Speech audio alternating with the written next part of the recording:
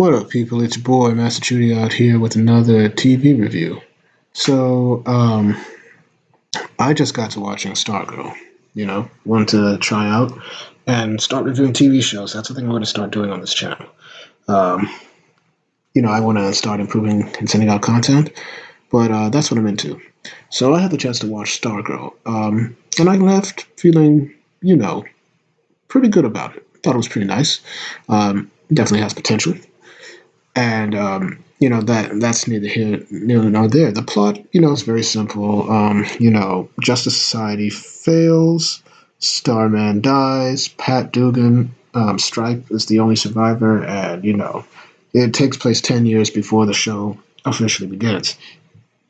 And we see run into Courtney, played by oh dang, sorry, played by Breck Bassinger, who I thought was a pretty good, Stargirl in this. But she's basically, she's kind of a, on her own, kind of want to keep to herself, not the usual thing you would expect with Stargirl.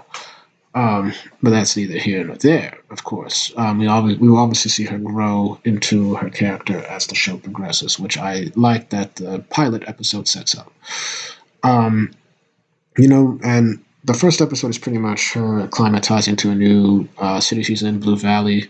It's a small town in America, not sure which state, but a small town in America. And basically, she goes around kind of wanting to keep to herself. She kind of gets in trouble in school. They don't have the type of clubs that she likes, and it's pretty hard. And it's hard because Pat Dugan, Stripes, done by Luke Wilson, who I thought did a pretty good job as well, is acting as her stepfather, her real father. Um, it's not certain whether she knows that he's dead or whether he just walked out on their life. But that's her thing, and it's kind of has a very contentious relationship with Pat at the beginning. Then, of course, then she discovers the staff, and then she starts looking at pictures of the JSA, and then Pat is like, "Hey, too dangerous, don't try it." She gets to some shenanigans that gets her in trouble with the staff, and that pretty much leads up to the next episode. I like to get through some pros and cons, basically, of the episode. And I know this is super, super late because the next episode comes out tomorrow, or today. In this case, it's the 25th. But I just had to do it, see what happens.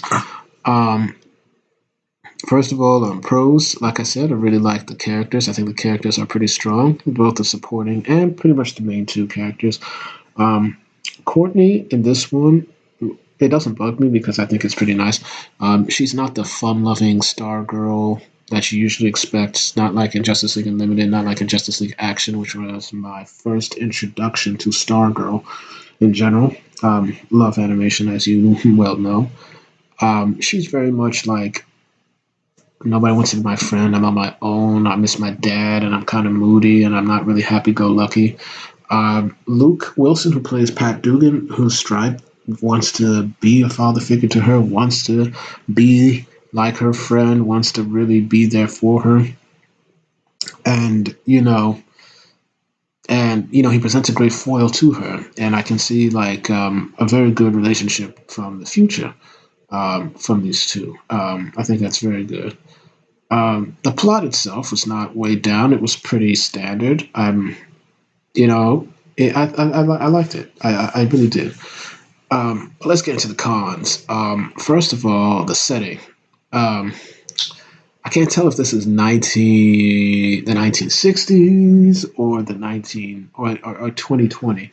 You know, and the reason I say this is that obviously, if you watch the show, you'll know it's 2020. But the setting itself is kind of all over the place. You'll see 1950s style cars, and you even got the drive through. Um, and you got some old town shops, which I really do like. But then at the same time, you'll be having somebody like, and you got people dressing like not in style of today, which is not terribly bad. But it's kind of like, I don't know what you're going for because you got 1950s cars, and then the next thing you're going to see like a 2015 Toyota. Um, You got the drive-through. Now all of a sudden you got people talking about like this, like Courtney's stepbrother is like, yeah, yeah, I want to play Fortnite. I'm like, okay, okay. And she's got her smartphone and whatnot. So yeah, that's one thing I was trying to figure out with this. Um, Second con is the staff. I'm not sure how I feel about the staff being sentient because I think it takes away from Stargirl as a character because you're gonna have to start talking to your staff, and I think that'll be a problem. I don't think it'll be a problem enough for me to get me out of the show, but it's definitely odd. Let me dial back a bit. Another pro before I get into the final con that I did like was that they didn't put her in the suit directly. They didn't put her in the suit immediately in her first show. Of course, with Oliver Queen and Arrow already in the suit, Flash already in the suit, Black Lightning already in the suit, Batwoman already in the suit. And Heroes of Legends of Tomorrow, they were technically all in their suits. Here, she's really coming onto her own. She doesn't suit up as Stargirl. She's like, oh, I don't know what this is. I don't know what this power is. It's interesting, but I'm kind of also scared, and I don't know what I'm doing. And so I like how they're going to build her up. My final con, though, is the the graphics of this thing because I saw some CGI and some special effects that were like, oh no, oh no, no. Uh, you can do better, and hopefully they do better. But that's just me.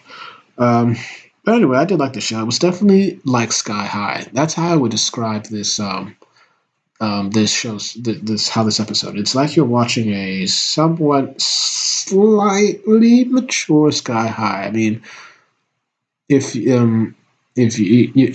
basically it's Sky High, and I like Sky High. I like Sky High.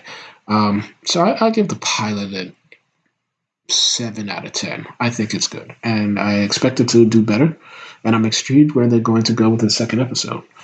But yeah, thank you all for watching. Please like, share, and subscribe, and hit the notifications to make sure you're notified. Once again, I do these reviews for you, the people, because I want to discuss good TV shows and get your views on them. What do you think of Stargirl? Did you like it? Did you think it was neutral, okay, or did you not like it? And where do you expect the show to go forward from here? Thank you all for watching, and I hope to have more videos up when I can. Peace.